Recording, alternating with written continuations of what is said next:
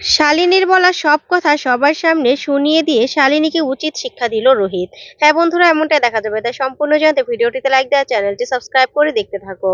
গল্পের শুরুতে দেখা যাবে রোহিত আলমারির ভিতর থেকে ভিডিও করছে। ওইদিকে শালিনী ফুলকির ঔষধের কৌটোটা নিয়ে ফুলকিকে বলতে থাকে, এটা থেকেই তো তুমি ওষুধটা খাও, তাই না? তুমি কিসের ওষুধ খাও জানো? আমাকে সুস্থ করার জন্য যে ওষুধ দিয়ে গেছিল ডক্টর, সেই ওষুধ তোমাকে আমি কায়দা করে এখান থেকে খাওয়াচ্ছি। আজকে তোমার যে অবস্থা না, এটা না আমি করেছি। বুঝতে পেরেছো? আর ফুলকি, তুমি তো খুব স্যার করতে, তাই না? আর এই বাড়ি শুধু সবাই তোমাকে খুব ভালো জানে আর খুব ভালোবাসে। সেটা না আমার কখনো সহ্য হয়নি। কখনো না। আর তুমি কি ভেবেছিলে যে রোহিত তোমাকে মন থেকে মেনে নিয়েছে বলেই তোমাকে ও ভালোবাসবে? কোনোদিনও না। কবে থেকে তোমার উপর আমার রাগটা ছিল জানো? যেদিন থেকে তুমি কালীতলায় সেদিন ওই যে রোহিতকে আমাকে সিঁদুর পরাতে দিলে না, সেদিন থেকেই। আর তারপরেই রোহিতের কাছেও আমি খারাপ হয়ে গেলাম। তারপরে রোহিতও তোমাকে মন থেকে মেনে বিয়েটা করলো। আর জানো তো, আরেকটা কথা বলি, ওই বন্যার জলে না আমি ভেসে যাইনি। আমি রশি দিয়ে কোমরে বেঁধে নিয়েছিলাম। তারপরে লোকজন এসে আমাকে তুলে নিয়ে গিয়েছিল। কিন্তু তোমরা তো সেটা জানোই না। আমি জানি যে বিবেক দংশনে রোহিত খুব ভেঙে পড়বে। তারপরে বুদ্ধি করে আমি মানসিক রোগী সেজে এই রায়চৌধুরী বাড়িতে ঢুকে পড়লাম। বুঝতে পেরেছো? এবার তো রোহিত তো সবসময় আমার কথায় ওঠে আর বসে। এবার তুমি আর এখানে থাকবে না। তারপরেও তোমাকে নিয়ে আমার কোনো সমস্যা ছিল না। কিন্তু সমস্যাটা হয়ে গেল কি জানো? তুমি বেশ পাকামো করতে গেলে আর প্রায় তো আমাকে ধরেই ফেলেছিলে। তাই তোমাকে এই পাগল বানালাম আমি। সরি ফুলকি। এটার জন্য না তুমি নিজেই দায়ী। আমাকে বাধ্য করেছো তোমার এই অবস্থা করার জন্য। আর কিচ্ছু করার নেই, বুঝেছো? আর কিচ্ছু করার নেই। তারপরে তুমি এ বাড়ি থেকে চলে গেলেই রোহিত সহ এই বাড়ির সবাইকে আমি কব্জা করে নেব। সবাই আমার কথায় উঠবে আর বসবে। রোহিত, রোহিতের মা, রোহিতের ভাই বোন যা আছে সবাই। বুঝতে পেরেছো? এই সবকিছু না আমার হবে, আমার। তাই তুমি না এগুলো নিয়ে আর ভেবো না। আর তুমি তো ভাবতেও পারবে না। এই যে তোমার ঔষধ, এখানে রেখে গেলাম। ঠিক আছে? ভালো থেকো। এই বলে শালিনী ওখান থেকে চলে যায়। তারপরে দেখা যাবে রোহিত ওখান থেকে বেরিয়েই বলতে থাকে, ফুলকি, আমার না ইচ্ছে করছিল ওকে দুম করে মেরে দেই। আমি ভাবতেও পারছি না যা শালিনী সেই শুরু থেকে আমাকে ঠকাচ্ছিল। এতটা খারাপ মানুষ ও? তখন ফুলকি বলতে থাকে, স্যার, আপনি একদম চিন্তা করবেন না। আর তো কিছুক্ষণ। তারপরে কালকেই শালিনী ম্যাডামের মুখোশ আমি খুলে দেব। তারপরে কুলোর বাতাস দিয়ে ওনাকে এই বাড়ি থেকে আমি বের করব। আপনি দেখবেন, একদম ভাববেন না।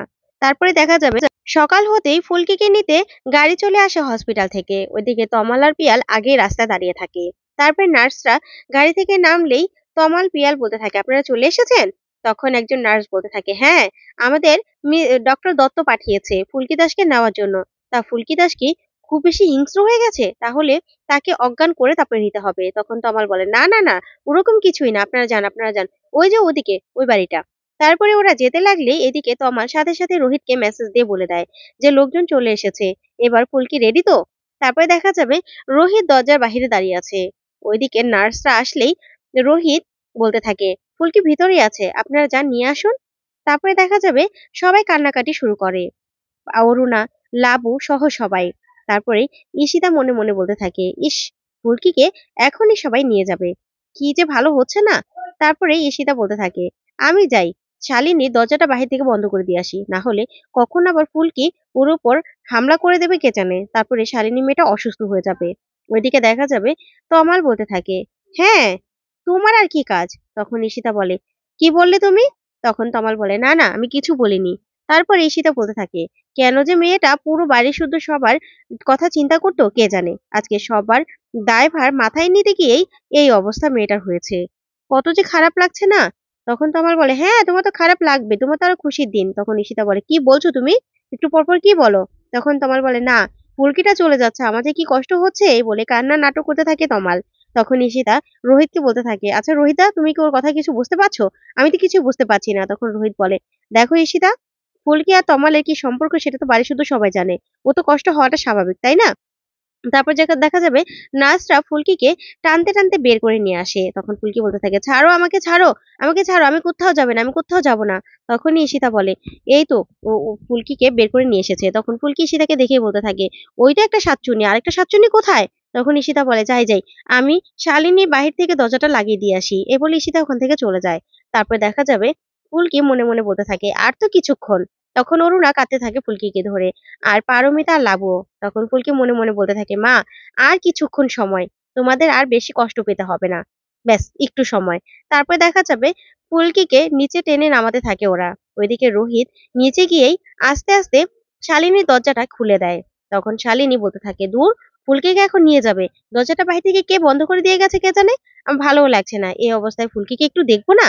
তারপর রোহিত দরজাটা খুলে দিয়েই বলতে থাকে, এই ফুলকিকে নিয়ে যাচ্ছে, তমাল পিয়াল তোরা কোথায়? তখন শালিনী শুনতে পেয়ে বলতে থাকে, ফুলকিকে নিয়ে যাচ্ছে আর আমি একটু দেখতে পারবো না? এই বলে দরজার দুইবার ধাক্কা দিলে দেখা যায় দরজাটা খুলে যায়। তখন ঈশিতা শালিনী বলতে থাকে, কি ব্যাপার, দরজাটা খুলে গেল কিভাবে, কে খুলে দিয়ে গেল? যাজ্ঞা, যা হবার হবে, আগে ফুলকিকে দেখে নেই। এই বলেই শালিনী দরজার সামনে গিয়ে দাঁড়ালেই তখন ফুলকি মনে মনে বলতে থাকে, ওই তো সাতচুনিটা চলে এসেছে, এবার জমবে মজা, এখন স্যারও সবাইকে নিয়ে চলে আসবে। তখনই রোহিতও জেঠুমনি সহ সবাইকে নিয়ে চলে আসে। তারপরে দেখা যাবে ফুলকিকে নিয়ে বেরোতে গেলেই তখন ফুলকি বলে, 1 মিনিট দাঁড়ান। তখন ফুলকির এই কথা শুনে সবাই চমকে যায়। তখন ফুলকি বলতে থাকে, আমার কিচ্ছু হয়নি, আমি নাটক করছিলাম। যা শুনে সবাই চমকে যায়। তখন শালিনীও চমকে যায়। তখন কাবেরী বলতে থাকে, দাদা, ও কি বলছে এগুলো, ও নাটক করছিল মানে? তখন ফুলকি বলে, হ্যাঁ, আমি তো নাটক করছিলাম, আমার কিচ্ছু হয়নি। তখন রোহিতকে জেঠুমনি বলতে থাকে, এই রোহিত, এগুলো কি বলছে ফুলকি? তখন ফুলকি বলতে থাকে, হ্যাঁ, ওই তো সাতচুন্নি ম্যাডামও এখানে আছে। সাতচুন্নি ম্যাডাম আর শালিনী ম্যাডাম তো এতদিন নাটক করছিল, তাই ওনার থেকে তো আমি এসব শিখেছি। তখন এই কথা শুনে শালিনী পুরো চমকে যায়। তখন ফুলকি বলতে থাকে, ওই তো শালিনী ম্যাডাম, শালিনী ম্যাডাম, আসুন আসুন আসুন, এদিকে আসুন, এখানে দাঁড়িয়ে আছেন কেন? তখন শালিনী মনে মনে বলতে থাকে, রুদ্রতা কোথায়, আমাকে কে বাঁচাবে? এই বলেই শালিনী নাটক করতে থাকে রোহিতকে দেখে আর বলতে থাকে, বন্ধু বন্ধু, কি বলছে এসব? তখন রোহিত বলতে থাকে, শালিনী, একদম চুপ করো, তোমার নাটক আর এখানে চলবে না। তখনই সেখানে রুদ্র চলে আসে আর রুদ্র এসে বলতে থাকে, এই কি হয়েছে এখানে? ঠিক তখনই কাবেরী বলতে থাকে, রুদ্র, ফুলকির নাকি কিছুই হয়নি, ফুলকি নাকি সম্পূর্ণ সুস্থ, ফুলকি নাকি এতদিন নাটক করছিল। তখন তো রুদ্র এই কথা শুনে অবাক হয়ে যায়। তারপর দেখা যাবে রোহিত বলতে থাকে, আগে হসপিটালের লোকগুলোকে পাঠিয়ে নেই। তারপর নার্সদের কাছে হাত জোড় করে বলতে থাকে, ডক্টরকে গিয়ে বলবেন যাকে আপনারা নিতে এসেছিলেন সে সম্পূর্ণ সুস্থ হয়ে গেছে।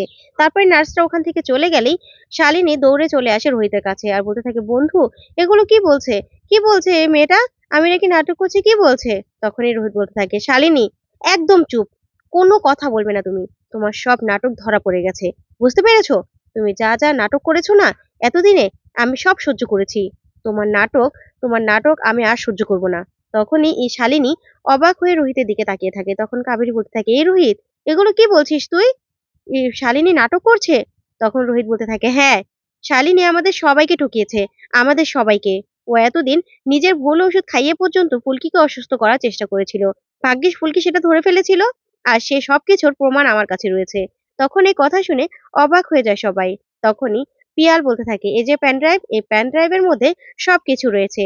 তখন রোহিত বলতে থাকে, তোমাকে অনেক বিশ্বাস করেছিলাম আমি, তোমার প্রতি অনেক দুর্বলও ছিলাম। এই ফুলকিকে রেখে তোমাকে ভালোবেসেছিলাম আমি, ভুল করেছিলাম আমি। তোমার মতো একটা জঘন্য মানুষ কোনোদিনও কারো ভালোবাসার যোগ্যই না। যা শুনে ঈশিতা আর রুদ্র অবাক হয়ে রোহিতের দিকে তাকিয়ে থাকে। আর শালিনী তো পুরো চমকে গিয়ে চুপ করে দাঁড়িয়ে থাকে। আর ফুলকিও এক দৃষ্টিতে তাকিয়ে থাকে রোহিতের দিকে। তো বন্ধুরা, এবার কি তাহলে সত্যি শালিনীকে বাড়ি থেকে সারা জীবনের জন্য বের করে দেবে? তোমাদের কি মনে হয় অবশ্যই কমেন্ট করে জানাও। ধন্যবাদ।